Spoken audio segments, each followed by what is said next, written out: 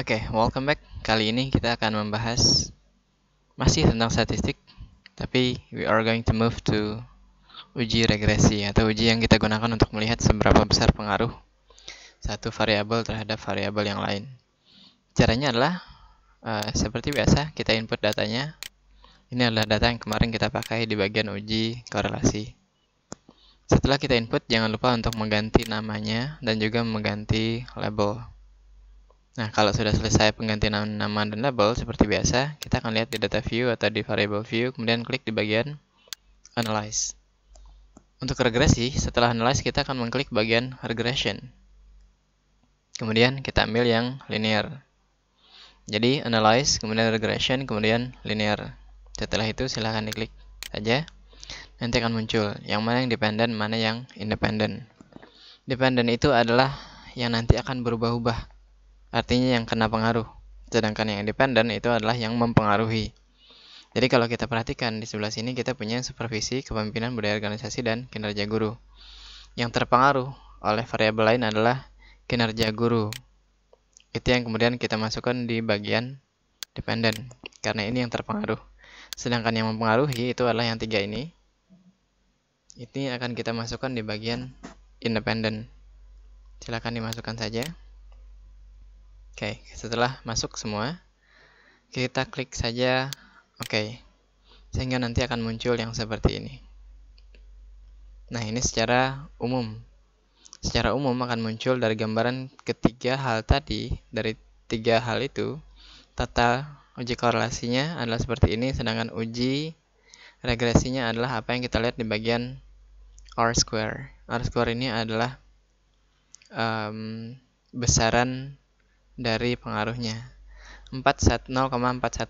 Ini kalau dikali 100 dia akan berubah menjadi 41,4%. Jadi tiga hal tadi, budaya organisasi, supervisi, dan kepemimpinan kepala sekolah itu mempengaruhi tingkat kinerja guru sebesar 41,4%. Tapi ini kalau kita perhatikan secara keseluruhan, karena tadi ketika kita menginput semuanya kita masukkan secara langsung. Nah, selain yang ini, yang harus diperhatikan seperti biasa adalah yang signifikansinya. Angka signifikans ini harus berada di bawah 0,05. Nah, sekarang kita akan coba lihat bagaimana kalau misalnya kita uji regresinya satu-satu. Sekarang kita coba seperti biasa di bagian analyze, kemudian regression, kemudian linear. Nah, untuk yang ini kita keluarkan dulu. Kemudian kita masukkan satu, supervisi misalnya. Kita masukkan ke sebelah, kemudian diklik OK. Jadi nanti akan kelihatan bahwa R-square-nya adalah 0,068. Kalau dikali 100, dia akan berubah menjadi 6,8%. Artinya, kinerja guru itu 6,8%-nya peningkatannya itu dipengaruhi oleh supervisi. Ada pengaruhnya? Ada. Cuman regresinya hanya 6,8%. Sekarang kita bandingkan dengan pengaruh organisasi terhadap kinerja gurunya. Diklik di analyze, kemudian regression, kemudian linear seperti biasa. Supervisinya kita kembalikan, kemudian masukkan budaya organisasi. Kemudian diklik OK. Nah, di sini akan muncul 0,393 dengan angka significance 0,000. Ini ketika R-square atau angka regresinya itu kita kalikan 100, angkanya menjadi 39,3%. Artinya, besarnya pengaruh budaya organisasi terhadap kinerja guru itu adalah 39,3%.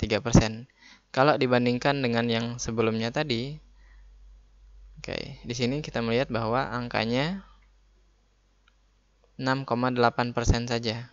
Lebih tinggi budaya organisasi pengaruhnya. Nanti akan kelihatan di bagian R-square. Sekali lagi, uji regresi ada dua hal yang harus diperhatikan. Yang pertama adalah significance, kemudian yang kedua adalah R-square. R-square ini adalah regresinya. Kalau yang R ini saja, atau huruf R ini adalah angka korelasinya. Korelasi, budaya organisasi, dan kinerja guru.